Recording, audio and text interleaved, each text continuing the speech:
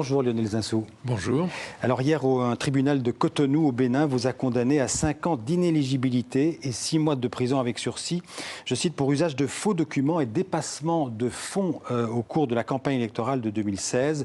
Vous auriez masqué ces dépassements en utilisant de fausses attestations ou certificats falsifiés. Lionel Zinsou, vous niez totalement ces accusations? Oui, je les nie et l'accusation ne les a pas établies, c'est-à-dire qu'elle n'a pas fourni ni au tribunal ni à ma défense les preuves et notamment aucun document qui aurait pu être entaché de faux puisque aucun document n'a été fourni et je crois qu'aucun document ne pouvait être fourni. Donc je vais simplement interjeter appel et j'irai au bout des recours parce que dans un pays qui comme nous a été un peu le symbole de la règle de droit se développant en Afrique, de la démocratie, de l'alternance, je crois que c'est important.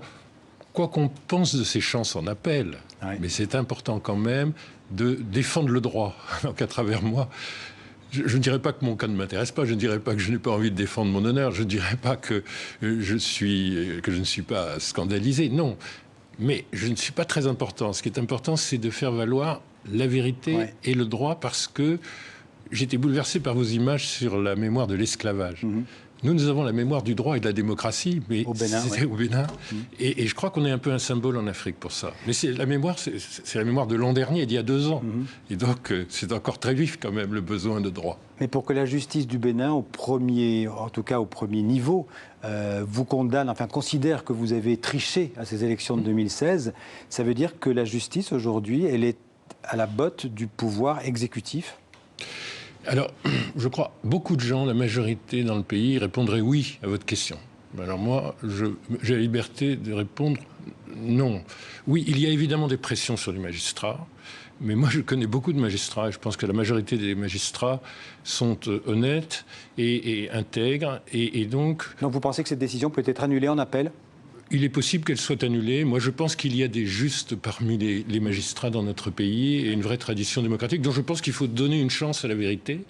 Et donc, je ne désespère pas de la justice. Mais à votre question, la plupart des Béninois aujourd'hui diraient malheureusement, c'est possible. Au-delà de cette décision du tribunal, il faut rappeler que vous aviez obtenu près de 35% des voix officiellement, en tout cas au second tour de la présidentielle en 2016. Aujourd'hui, on peut dire que vous gênez le président Talon qui, d'une certaine manière, a réussi à éliminer un concurrent pour les élections de 2021 ? Si vous voulez, d'abord j'ai été un peu préparé émotionnellement, intellectuellement à ce verdict, puisqu'il m'avait été annoncé venant du pouvoir exécutif, évidemment informellement, mais annoncé il y a 6 mois. Bon, d'autre part, quand vous organisez des élections législatives dans lesquelles il n'y a pas d'opposition, et avec 10 à 15% des voix, vous avez 100% des députés, ça n'est pas pour que 2 ans plus tard, vous ayez une élection présidentielle ouverte. Donc c'est l'acte 2 d'une pièce un peu dramatique dans laquelle il n'y a pas eu de législative. Le monde entier s'en est ému, surtout toute l'Afrique autour de nous s'en est ému, le monde francophone, mais toute l'Afrique francophone, et le Nigeria, et le Ghana. Donc c'était assez impressionnant. Et évidemment, on ne fait pas ça, on ne prend pas tous ces risques politiques sans préparer des élections en 2021, dans lesquelles également, si tout se passait comme le pouvoir le souhaite, il n'y aurait pas véritablement de compétition, pas véritablement de concurrence. J'étais un des derniers à ne pas être encore incriminé. Donc je clôt la liste des premiers wagons de gens inéligibles.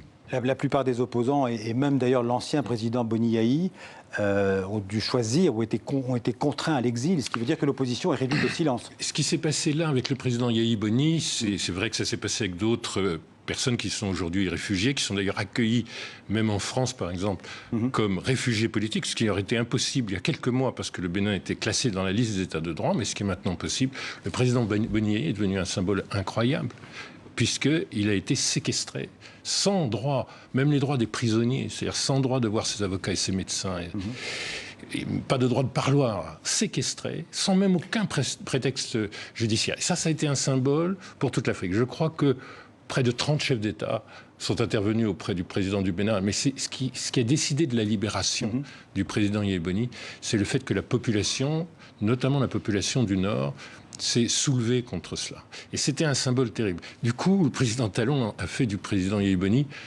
une sorte de héros de la liberté. C'est assez paradoxal, mais c'est ça qui s'est produit. Aujourd'hui, cela étant, il est un peu obligé de se tenir au secret parce que la sécurité des opposants n'est pas si bien, au fond, garantie. Et vous avez vu, même avec les correspondants de TV5, de France 24... Ça devient très difficile de faire son métier. Vous avez vu que c'était difficile de faire son métier. Vous avez vu aussi qu'on a, pour la première fois de notre histoire, brouillé RFI. On peut parler Nous n'avons plus de liberté publique. On peut parler de la mise en place d'une dictature, si on n'a pas peur des mots, au Bénin.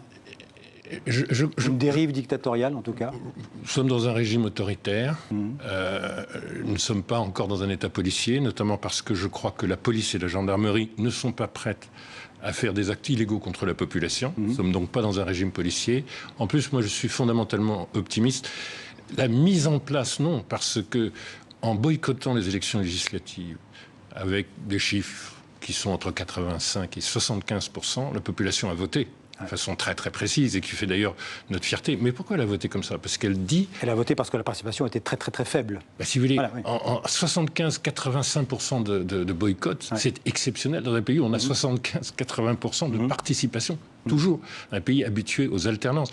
La campagne électorale que j'ai vécue en face du président Talon a été une campagne assez remarquable par sa sérénité. Aucun incident significatif et un très grand accueil des populations. Donc les populations ne laisseront pas se mettre en place. Mais il y a sûrement un projet autoritaire. Mais vous qui étiez le principal opposant, en tout cas le principal candidat le plus en crédible, face, celui qui avait réussi le meilleur score en 2016, vous ne serez pas sans doute candidat, sauf si l'appel que vous avez lancé est entendu. Mais ce qui veut dire que le président... Nous irons au bout des appels, Ce qui veut dire que le président Talon est déjà réélu en 2021 ? Non, l'histoire ne se passe pas comme ça. Vous voyez, avec 100% des députés, ce qui me frappe le plus, c'est que jusqu'aux élections législatives, la population souffrait, beaucoup de mesures antisociales ou de mesures d'arbitraire. Et beaucoup de gens avaient peur. Maintenant, les gens qui sont aux affaires ont peur aussi, parce qu'ils se disent, mais est-ce qu'on peut aller si loin dans la provocation avec une base aussi étroite? Et donc, je ne pense pas que aucune élection soit jouée d'avance, quand bien même on a éliminé toutes les compétitions. Parce que vous voyez, quand on fait un boycott à 85%, ben, d'une certaine manière, on a donné le résultat des élections, même si on vous a empêché d'avoir des élus.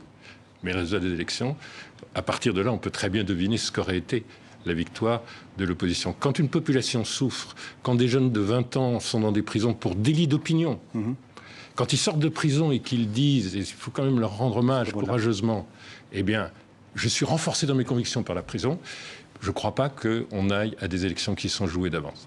Merci Lionel Sassou. C'est moi venu vous exprimer sur TV5 Monde. Merci à vous.